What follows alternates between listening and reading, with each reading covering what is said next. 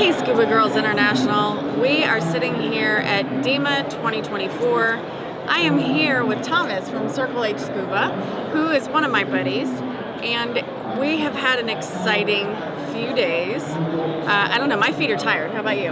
My feet are killing me, my legs are killing me. I was here a few days before DEMA started and decided to walk the whole strip, which is about 3 miles, or what is that, like 1.5 kilometers? Oh, it's a lot. It's a lot. I don't know, can't convert. Brain is completely tired at this point too. DEMA's been great. DEMA fried. So we have seen a lot here at DEMA in just the 2 days that the show has been open. I have personally spent a lot of time with the Dive Talk guys. Of course, they just launched, right? Their brand new rebreather here recently. Most people already know that. It has been a very successful 2 days so far for the Dive Talk crew. I personally have been tromping the floor looking for locations for the Dive Talk Meetup 2026. I have some other things in the works that are going to be announced pretty soon. Some collaborations with Deep Six. And some other things I can't talk about yet that are pretty exciting because I don't want to jinx it, but if things come to fruition, that'll be cool too.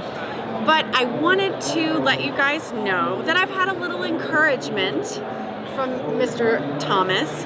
I have had the world's worst time getting back into content creation, after most of you know. A year and a half ago, I lost my husband to suicide, and just being creative or getting up on a daily basis has been hard.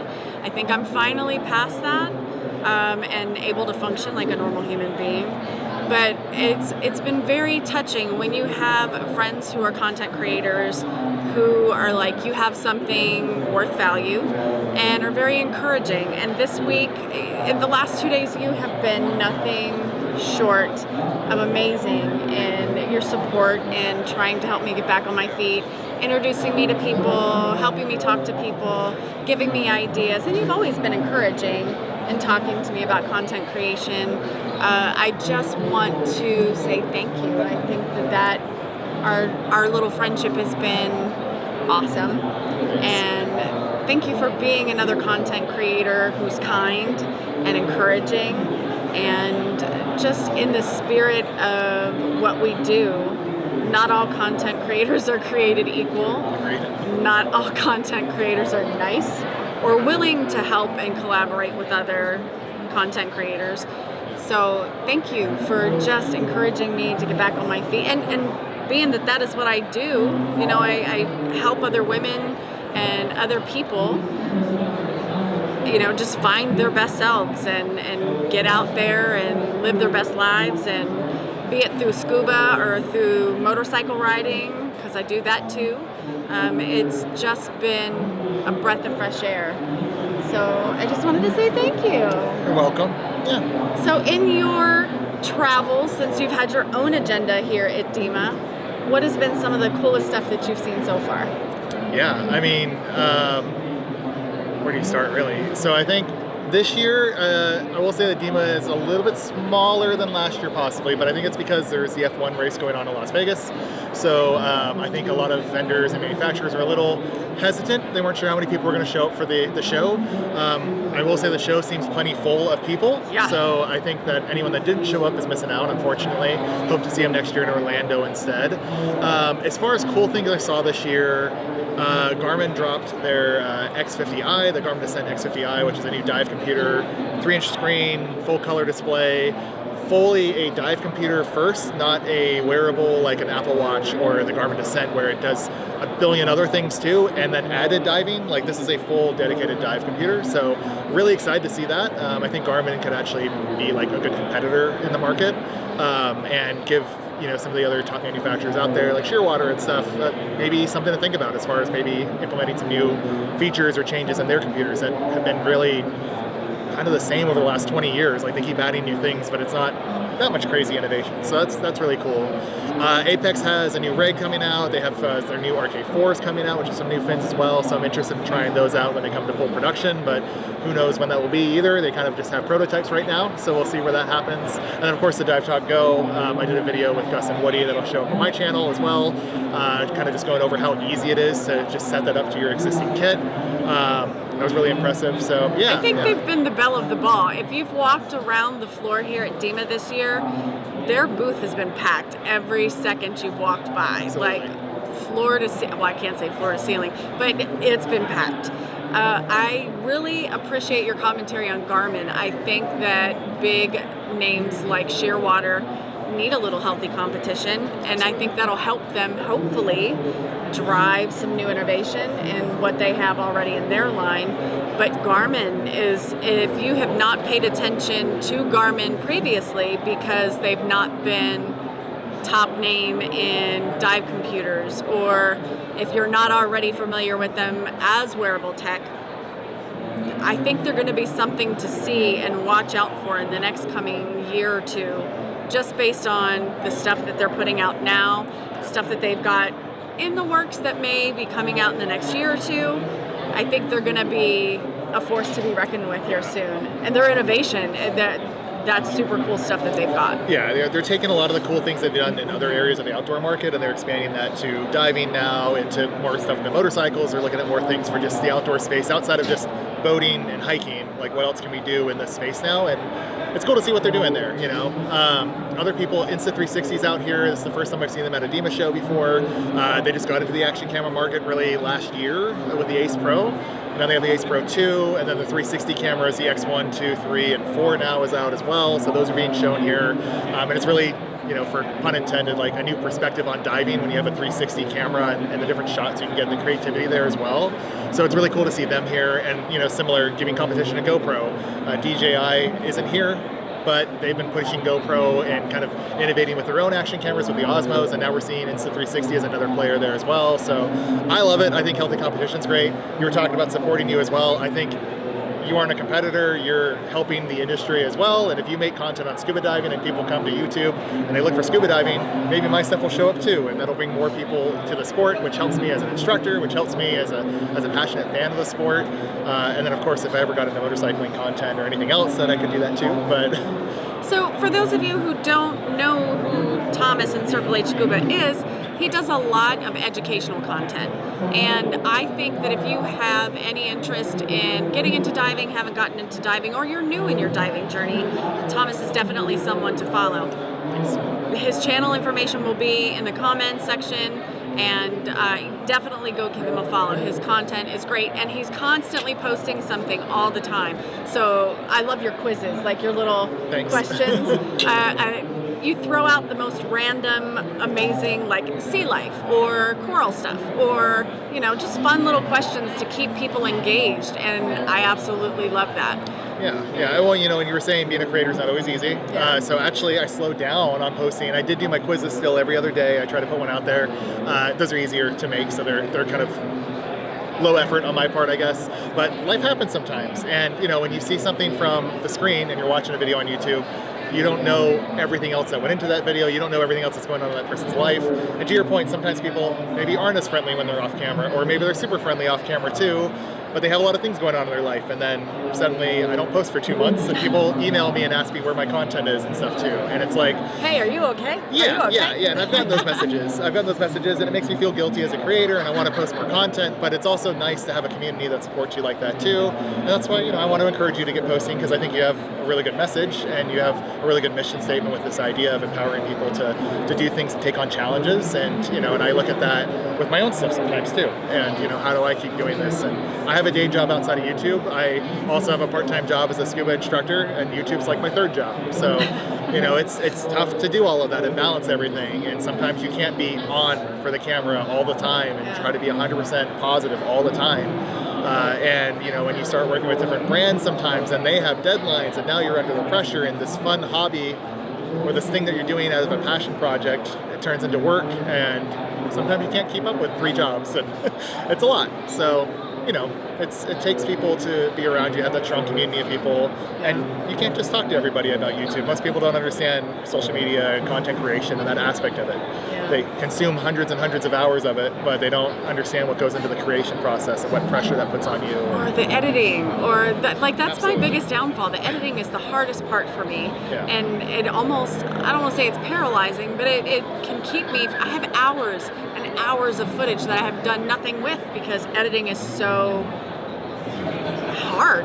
It's hard. It can be time consuming. If you're anything like me, I'm a perfectionist. So then I start going in, and if you've ever edited something before, just imagine like I'm looking at the most minuscule thing and saying, oh, right here, there was like a half second of dead air. Let me cut that out. And then you take a 10-minute video and it takes you hours and hours and hours to cut because you're looking at every little minuscule thing. Every little But then in detail. the grand scheme of things, as a perfectionist, it matters to me, but it probably doesn't matter to the average person watching it. And they're going to like the content regardless because you have something to say and they're interested in what you have to say. And that's what matters. So Yeah. you can buy all the equipment you want out there, have the fanciest camera, the best lighting setup, the best microphone. And sure, like audio matters. People need to hear what you have to say. They don't want to listen to a bunch of static noise and everything.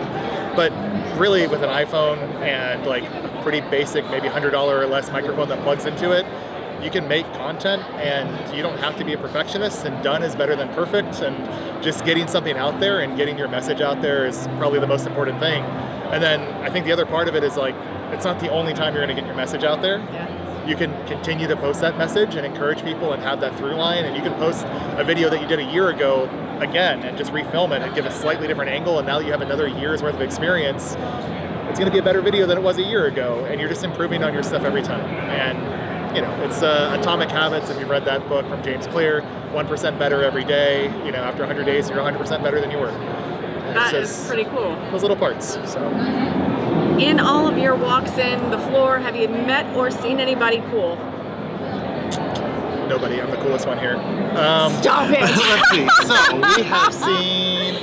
Well, of course, I got to meet Gus and Woody again, which is always fun to chat with them. I got to meet you for the first time because last year we didn't get to meet. We missed each other. You said you saw me from afar, but you didn't did. want to approach me because I'm really scary. Yeah, terrifying. So let's see. I met Ed Sorensen again. We saw Jill Heinrich. So that was really cool. Jill's amazing. I literally stopped her in her tracks, and I'm pretty sure she was like, "Who?" She's Jill Heinrich. She has to expect this. I know, but I squealed just a little too loud because it was Jill. You know, that happens. Fangirl, it happens. Let's see. I mean, maybe not a person, but Shearwater had the original prototype Shearwater dive computer that the founder of Shearwater put together. They had that up and running and working, and it was really cool to see that from like the nerd in me, seeing that dive computer was cool. Nice. Let's see. I saw Nick DeRuiter from the Dive Saga channel. Got to see Sarah from Azul Unlimited. So there's other creators in the space in general out here. So Sarah and I have talked about doing a collaboration. I just need to get myself out to the Pacific Northwest, which will happen this coming year. My nephew is getting married, so I'll be out there for a little bit. Maybe we can do some dive content together, and I can rent a bike out there. Gosh, that would be so amazing to ride in the Pacific Northwest. I used to live out there. I used to live in Idaho, and I used to ride out there all the time. I loved it. Yeah? It's great. Are you going to get back into riding? I am. So I have been on a fitness journey, health journey, also going through life changes and everything too. I'm engaged now, trying to get married next year. Congratulations. So thank you. So with that, I told myself when I hit what I consider to be like a healthy lifestyle, weight, all that fun stuff, and I have my stuff in order, I will reward myself with a motorcycle, and I'm going to start riding again. Outstanding. What kind of riding are you going to do? I'm going to get a cruiser for sure, because Yeah? my last bike was a sport bike that I wrecked, and I want to slow down a little bit, so we'll see. Cruising. I It's like- super chill. I like cafe style racers, but you know, we'll see what we end up with. I'd love to get an Indian like you've got. I'd love to get a Harley. But I also really like the Vulcan S from Kawasaki. It's like That a little one's cafe cool. style. Yeah. And it's belt driven instead, so I don't have to do chain maintenance, so that's nice. So What's your next coolest trip coming up? let's see. Because you have a lot. Yeah, well, slow down a little bit, and that's because I'm getting married again. So like, I have to pay for a wedding. So I got a couple things going on. So early next year, we take a trip to the Florida Springs every year. So we'll be doing Florida Springs to go to Blue Grotto and Jenny Springs and stuff like that, and do some open water certifications down there, because there's open water sections and then the cavern and stuff too. I don't go cave yet, but eventually, it's a yet.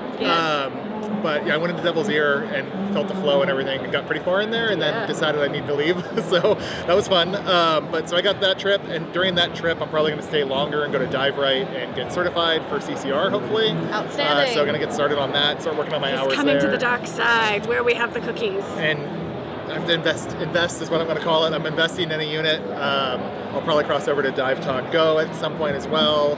I got to get my hours so I can become an instructor for the units. Let's become instructors. That's the goal. I'm also working on my tech instructor, so I probably will be doing some coastal charters to do some tech diving out there off the coast of North Carolina. Belize in 4th of July, week of 4th of July. That'll be my first time out there. I keep trying to bring him to the Dive Talk meetup, however, he's way too busy. We'll see. And we're not cool enough. What happens? What happened was I was told about the Dive Talk meetup and being a ambassador, I guess is what you call it, or a leader, a trip leader. Yep, we wanted you to be a trip leader. So being a trip leader for it, but I was told about it and I had already made my plans because if you know how dive shops work, they usually book their travel like 2 or 3 years in advance. She mentioned booking the 2026 Dive Talk meetup, right? And it's 2024 now. Well, similarly, I book my trips about a year to a year and a half in advance. So I need to know very early, otherwise the dates get booked. And that's what happened this time. 26, 27, 28. Mark your calendar. I marked the 26 dates, or the 25 dates actually, and your 25 dates changed. They did. But we don't think they are announced yet, so I don't think I can say them. But you actually, the 25 dates have been announced. Oh, they were announced. Okay, Yep. yeah. So are you kidding me? We're like 70, no, we're like 80% sold. Oh my gosh, okay, that's crazy. Yeah. Yeah. So anyway, last time I was proposing to my now fiance during the Dive Talk meetup, so couldn't really leave the proposal to then go to the meetup. that'd be bad. That wouldn't work out. Yeah, I you was in wouldn't have Costa got Rica. engaged. And then next time is like a few weeks before my wedding, so yeah, it's alright. probably can't leave to do a dive trip right before the wedding. No. She's not a bridezilla, but she might turn into one a week or two before the wedding. Before if I'm If like, you yeah, I'm take gonna go diving. Bye. I'm gonna go dive with Gus, Woody, and Terry. See you later. See ya. Yeah. So we'll see. Hopefully 2026 I can make it though. That'd be awesome. That'd be great. It'd be fun. Yeah. So. Well, guys, I hope that you've enjoyed our little chit chat. I'm hoping to get my tuchus off of the ground and start back into creation. You already are? Step one. Here we are. Thanks for watching, and hopefully I'll see you on the next one. See you next time.